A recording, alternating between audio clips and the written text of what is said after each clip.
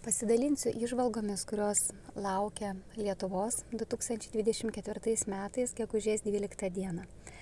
Atsargiai rinksiu žodžius, daug kas bus perkeltinė prasme, tam, kad išlikčiau eteryje, bet aš manau, kam reikės, visi supras. Visų pirma, tai reikia suprasti, kad tikrai laikas pasikeitė.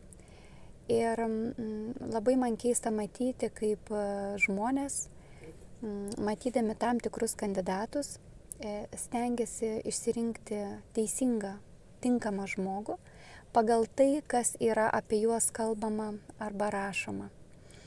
Tai yra labai klaidingas veiksmas, todėl kad, mėlieji, tikrai 100%. Ir tai, kas yra rašoma gero, ir tai, kas yra rašoma blogo, yra neteisinga. Dėl to, kad kiekvienas žmogus apie tą patį asmenį, kiekviena institucija parašys iš savo varpinės.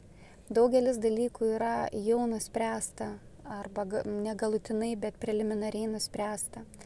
Yra daugybė įmonių žmonių, kurie vadina save nuomonės formuotojai. Į juos yra kreipiamasi ir įvairios organizacijos kreipiasi ir ta nuomonė yra suformuojama vienokia ar kitokia linkme.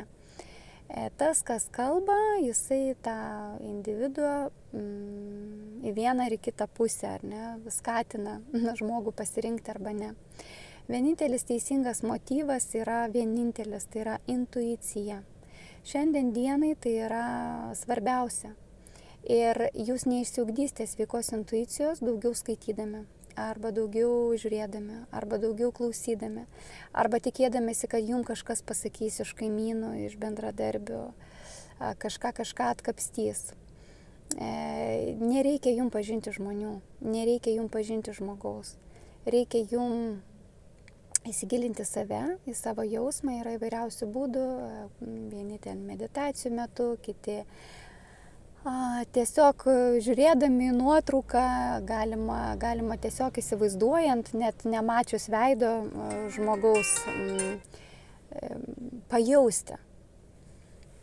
Ir tas pirmasis jausmas, ta intuicija vadinamoji, jinai iš tikrųjų bus teisinga.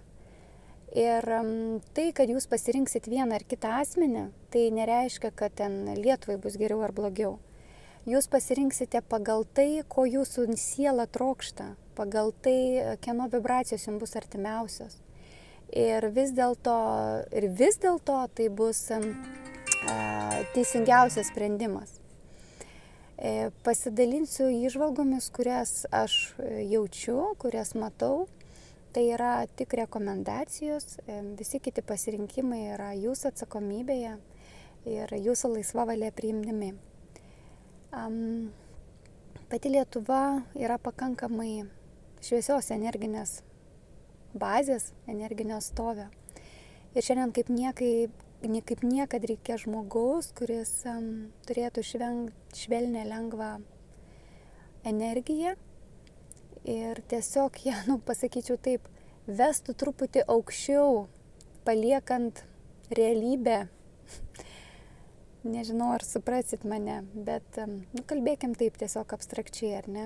Reikia šviesaus žmogaus, kuris akceptuotųsi labiau į dvasingumą, į bendrasias vertybės. Ir nors ir galite sakyti, kad kaip tai, kai dabar reikia tiek daug problemų išspręsti, viskas susidėlio savaime. Pati netikėjau, kad gali tai būti, ką dabar pasakysiu, bet pagal žmonių, kurie kandidatuoja auras ir energetinės prizmės, tinkamiausias yra žmogus, kuris dabar yra. Žmogus, kuris, gal taip ir nelabai gražiai nuskambės, bet kad galėtumėm pavardę prisėti, tai kaip aš sakau, tas, kas peles ėda. Žmogus, kuris dabar yra mūsų pirmasis žmogus Lietuvoje, jis šiandien dienai pagal savo energinę prizmę tiktų labiausiai. Antras žmogus yra su vandens gyvūno pavadinimu, panaši ar ne pavardė. Šitas žmogus yra per sunkus šiandien dienai Lietuvai. Maniau, kad norėčiau už jį balsuoti, bet tai, ką matau, jis būtų per sunkus inkaras. Jis iš tikrųjų didelį indėlį neštų į problemų sprendimą, į tokį aišku, bet pačiai Lietuvai, kaip tai, kuri šaliai, kuri gali eiti į priekį, evoliucionuoti, tai būtų toks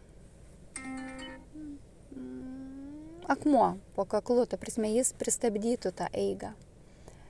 Moteris, kuri kandidatuoja, tai būtų tas pats, kaip vaiką atiduoti, įsivaizduokim, kad Lietuva tai yra vaikas, tai kaip vaiką atiduoti į vaikų namus, nes,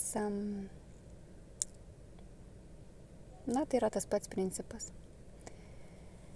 Dar vienas žmogus, kurios pavardės net nepaminėsiu, bet jis yra susijęs su